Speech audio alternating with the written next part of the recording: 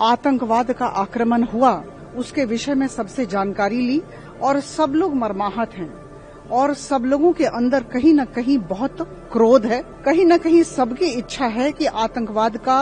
संपूर्ण तरीके से अंतर्राष्ट्रीय स्तर पर खात्मा हो। भारत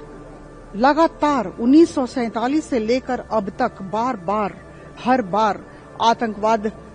का शिकार होता रहा है पाकिस्तान के हाथों।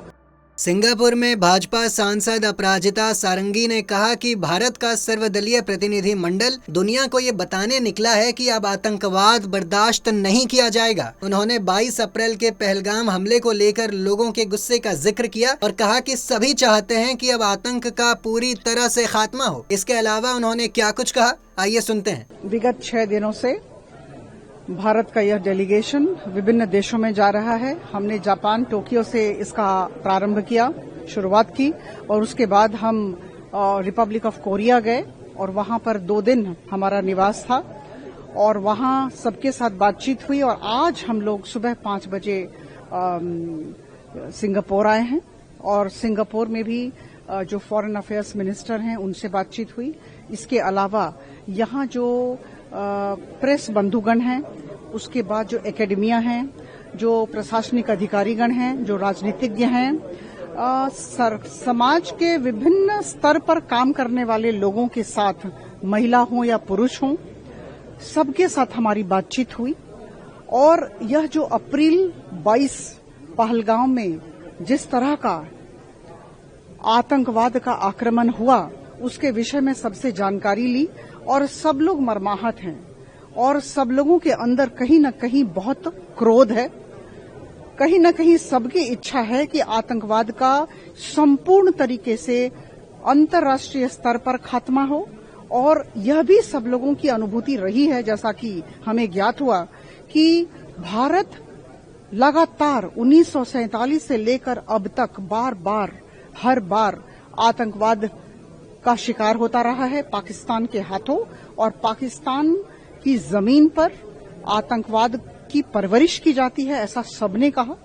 और हम सब इसका उन्मूलन चाहते हैं, यह सबने कहा, यह बहुत बड़ी बात है। तो हमारा एक लक्ष्य था कि हम सही नैरेटिव, सही वार्ता लोगों के बीच में लाएं और मुझे कहीं न कहीं लगता है कि ये 6 दिनों में बहुत ही विनम्रता के साथ यह बात कहूंगी, लेकिन बहुत ही आशा और विश्वास के साथ कि बहुत हद तक लोगों में एक तरह का क्रोध है और लोग उन्मूलन चाहते हैं, जीरो टॉलरेंस फॉर टेररिज्म की भी बात करते हैं और सबकी इच्छा है कि पाकिस्तान को इसकी सजा मिलनी चाहिए और एक तरह से भारत के आभिमुख्य को, भारत के दृष्टिकोण की भी प्रशंसा सबने की और अभी जिस तरह से भारत हर जगह 33 देशों में डेलीगेशन भेज रहा है, सबसे मिल रहा है, बातचीत रख रहा है, नैरेटिव ठीक कर रहा है, तो सबने बहुत प्रशंसा की है। तो हमारा काम यह है कि पाकिस्तान जो फॉल्स प्रोपेगेंडा क्रिएट कर रहा है, Pakistan has been peddling lies, हम सब जानते हैं, तो उस दिशा में हम सब का कर्तव्य है कि हम सही नैरेटिव, सही वार्ता सबके समक्ष रखें और इस दिशा में डेलीगेशन का आना, समाज के हर एक तबके के लोगों से बातचीत करना, अपनी बात रखना और उनकी बात सुनना, मुझे लगता है उस दिशा में बहुत ही सशक्त कदम है। सुबह जो मीटिंग मिनिस्टर के साथ, उसके बारे में जानना चाहेंगे कि क्या डिस्कस करते, क्या पॉइंट्स आपकी तरफ से रखे गए, उनका क्या रिएक्शन है? Minister of state external affairs और होम अफेयर्स ने हमारे साथ बातचीत की और बड़ी बात है कि करीबन 1 घंटे तक वार्ता चली और उन्होंने बहुत कुछ जानना चाहा। अप्रैल 22 के पहले भी हमारे कैसे संपर्क पाकिस्तान के साथ रहे हैं उस विषय में जानना चाहा और उसके बाद भी हमारी तरफ से किस तरह का आक्रमण किया गया, उस आक्रमण की प्रकृति क्या थी और आगामी दिनों में हम क्या करना चाहते हैं, इस विषय में वो उन्होंने जानने की कोशिश की। और उनका एक और प्रश्न था कि जितने भी पड़ोसी देश हैं उनके साथ हमारे संबंध कैसे हैं, इस विषय में भी उन्होंने पूछने की चेष्टा की।